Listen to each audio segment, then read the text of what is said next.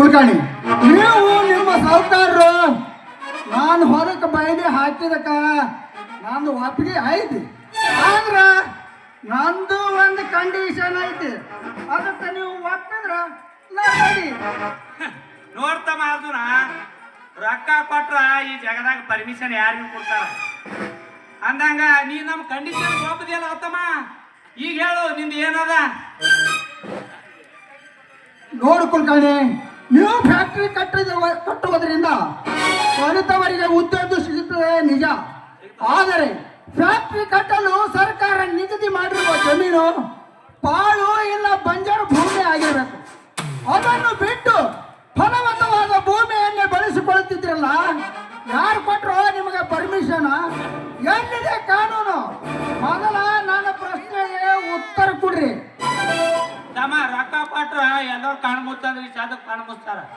ಯಾಕಪ್ಪ ಅವನವನ್ ಈ ಗಿರ್ಮಿಷನ್ ನಮ್ಮ ಸೌಕರು JDP ಅಧ್ಯಕ್ಷ ಇದ್ದಾಳಿ ಈ ಕಿಶನಾಗ ಇಟ್ಕೊಂಡ್ರ ಅದ್ರ ಬದಲಿ ಏನು ಚಿಂತೆ ಮಾಡಬೇಡ ಹೊತ್ತನ.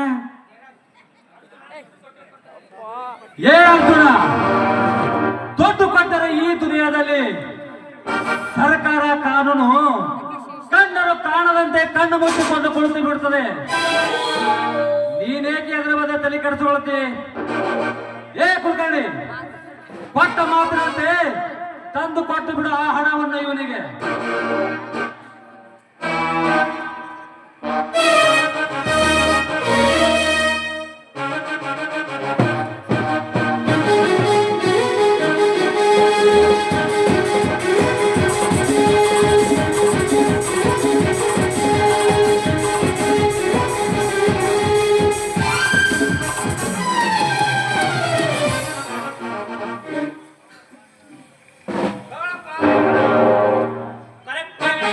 ಬಸ್ ಸ್ಟ್ಯಾಂಡ್ ಹಾಕುತ್ತು 3 ಲಕ್ಷ ರೂಪಾಯಿ ಅವ. ಲೇ ಕುಲಕರ್ಣಿ, ನಾ ಮೊದಲೇ ಹೇಳಿದಲ್ಲ, ನನ್ನ ಕಂಡೀಷನ್ಗೆ ಒಪ್ಪಿದ್ರ ನಾ ರೆಡಿ ಅಂತ. ಏ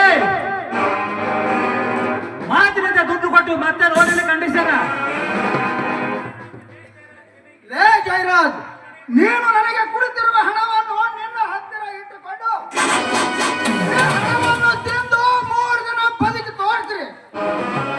ನೀವಂತಿದ್ರೆ ನಾ ಮಾತು ಕೊಂಟಂತೆ ಬಂದು ಹೊಲ ಬರೋ ಹೋಗ್ತೀನಿ.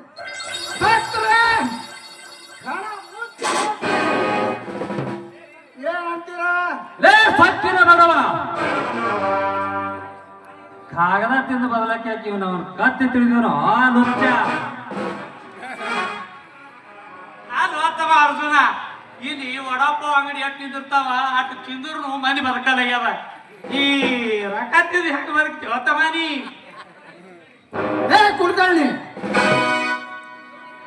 ದುಡ್ಡಿದ್ದರೆ ಏನು ಬೇಕಾದರೂ ಮಾಡಬಹುದು ಎಂದು ಹಮ್ಮಿನಿಂದ ಮಾತನಾಡೋಕ್ಕಿಂತ ಮುಂಚೆ ತಿಳಿಬೇಕಾಗಿತ್ತು ಈ ರೈತನ ತಾಕತ್ತು. ಅಂದಾಗ ಅನ್ನ ಕೊಡುವ ಪವಿತ್ರ ತಾಯಿಯನ್ನು ಬಂಚೆ ಮಾಡಲು ಹೊರಟಿರುವೆಲ್ಲೋ ನಿಮ್ಮಂತ ಹಮ್ಮಿನಿಂದ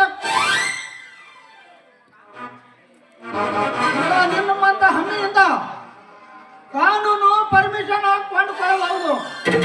ಆದರೆ ನಮ್ಮಂತ ಬಡವರ ಒಡಲಿಗೆ ಕೈ ಹಾಕಿದ್ರೆ ಮಕ್ಕಳ ಹತ್ತಿರ ಹರಿದು ತಿನ್ನಬೇಕಾಗಿತ್ತು.